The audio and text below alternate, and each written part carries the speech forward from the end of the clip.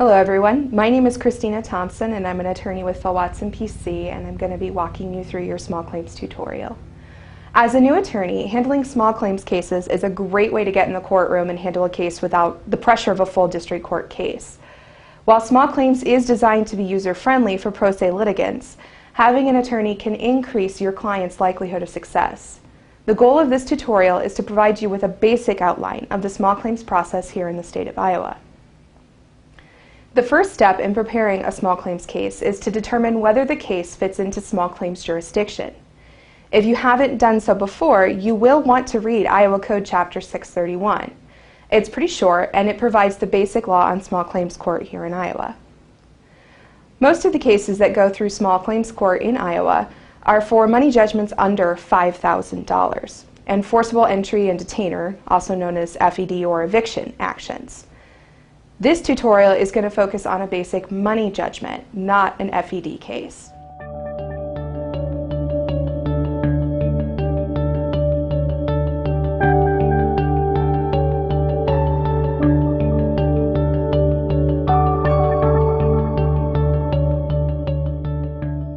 If the client is owed more than $5,000 but wants to avoid a district court case, he or she can still elect to go to small claims court and waive any recovery over $5,000. However, you will want to make sure the client understands this is their one shot and they cannot bring another case later for the remaining funds. The $5,000 limit does not include any interest you are requesting and does not include any court costs or statutory or contractual attorney fees that may be available to your client. The Supreme Court has created a comprehensive set of forms for small claims cases. The forms can be downloaded from the Supreme Court's website as fillable PDF documents and are also available in Iowa Docs if you would like the convenience of saving your answer to pre-fill later forms. For most cases, the first form you will use will be Form 3.1, the money judgment. Form 3.1 functions as a combined original notice and petition, so you do not need to draft a second petition. If you have any evidence from your client, such as a promissory note, loan history, or statement for services provided, it's a good idea to prepare the evidence as exhibits to attach to the petition. You're not required to attach any evidence, but it will make it easier for the judge who reviews the case in a default situation. You will also need to have your client fill out a verification, which is Form 3.27. If you do not know where the defendant works or what his or her job is, it's okay to put unknown in those spaces. The best way to make sure a defendant is not in the military is to run a search on the Department of Defense's Service Member Civil Relief Act website. Now, the first time you use this site, your computer is probably going to tell you there's a security error, which I find hilarious since it's the Department of Defense. Just continue through to the site and add the website as an exception, and it should work for you. To run the SCRA search, you will need the name and social security number or birthday of the individual that you are searching. It'll pop up a PDF and you can save that to either attach for the court or keep in your own records. Once you have Forms 3.1 and 3.27 ready to go, along with any evidence you are submitting to the court with the original notice, you'll need to e-file the documents. If you've never done e-filing before, you will want to receive training in using that system before you try and do anything with it. Once the original notice, verification, and exhibits, if you're using any, have been submitted via EDMS, the Clerk of Court's office will review them, file stamp them, and send out a completed original notice. The completed original notice will have a third page attached to it. The third page is going to have the clerk's signature and seal, and is also going to provide you with the case number for your case. You will need to print that version of the original notice, as well as file stamped copies of your other documents, and then arrange for service on the defendant. The Clerk of Court will also create an answer and appearance page for the defendant, and you'll need to serve that as well. You can always use the local sheriff for the county where the defendant lives, and you can also choose to use a private process server. More experienced attorneys in your area will likely be able to refer a good process server to you, or explain to you whether a sheriff or private process server works better in their area. You will also want to send the documents to your client. You only have 90 days to get the defendant served. If you have trouble getting the defendant served, reach out to a mentor or other attorney to discuss options for alternate service and requesting extensions of time from the court. Make sure that you do any of these actions prior to your 90 days expiring. Once the defendant is served, the sheriff or process server will file a return of service with the court. Some sheriffs will send you the return and request that you e-file it. If they do that, make sure it gets e-filed or you won't have proof of service in the court record. Once the defendant is served, he, she, or it will have 20 days from when they are served to file a response. If the defendant does not file a response, most county small claims courts will automatically enter a judgment approximately 30 days after the defendant was served. Some move more quickly and will do it after 20, but others will wait for 30.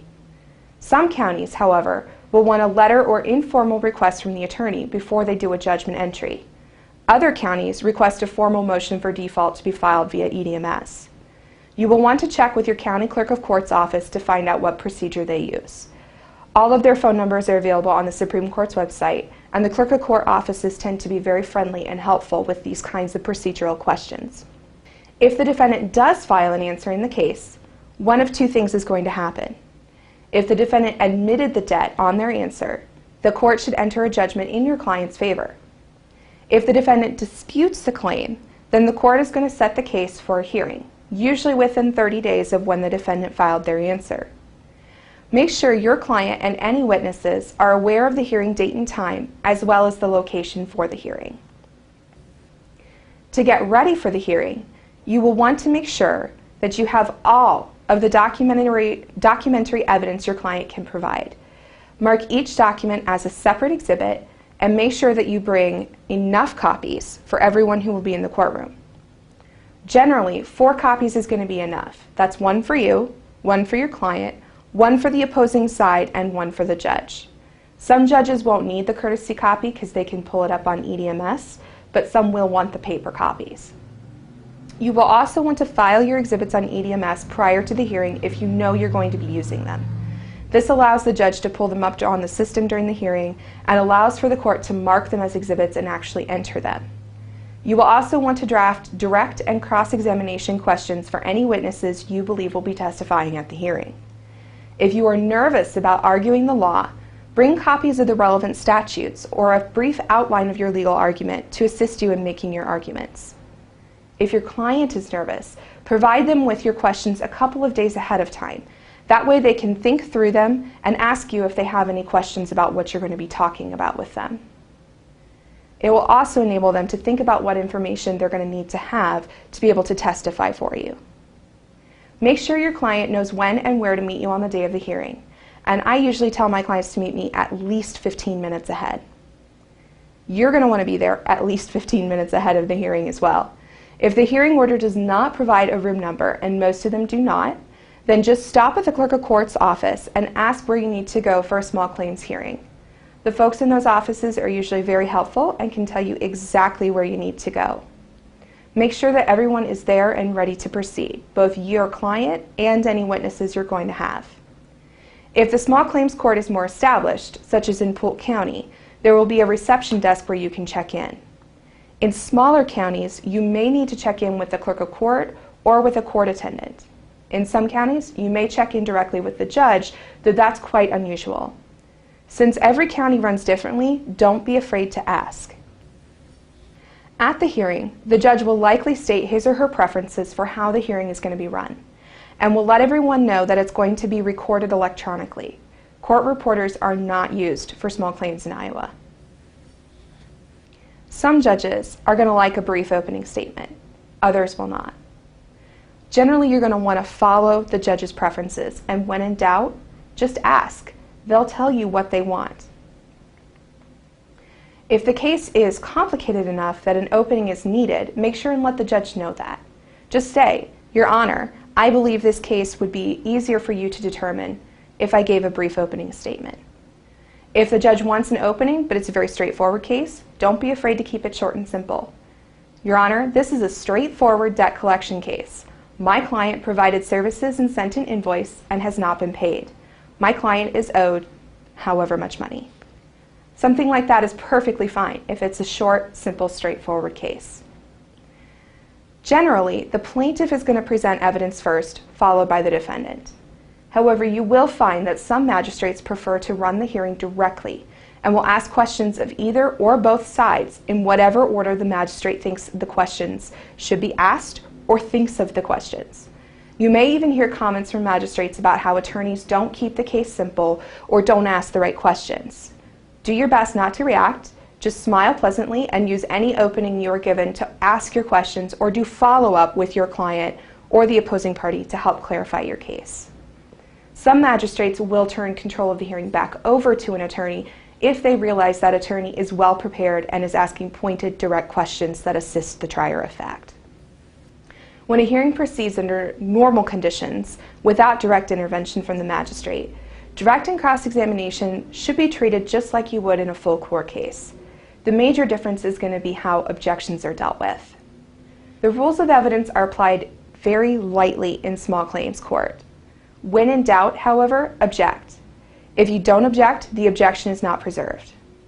The judge will likely overrule most of your objections, but your objections can also help highlight weaknesses in the evidence and bring to the judge's attention where there are problems with that evidence. Don't be surprised if the judge tells you that objections are not favored or something like that. Just always calmly explain, Your Honor, I need to preserve my objection, and they'll normally let you continue. Don't forget to offer your exhibits as evidence. If you don't formally offer them, they are not in evidence, even if you read from them, and the judge technically cannot consider them when making a decision in your client's case. The magistrate may ask follow-up questions of either or both sides. After both sides have finished presenting their cases, the judge will tell you if he or she is ruling from the bench or will issue a later written ruling. In simple cases, the judges often rule from the bench and enter a short order at their bench, saying which way they're going to go on the case. If the case is more complicated, the judge may take the case under advisement and enter more detailed written findings at a later date. Forward copies of all documents to your client after you receive them. The party who loses has 20 days to file an appeal. If your client is the losing party, make sure he, she, or it understands they only have 20 days to file a notice of appeal. I wish you all the best of luck with your first small claims case, and don't be afraid to reach out to an older attorney or a mentor in your area if you need more assistance.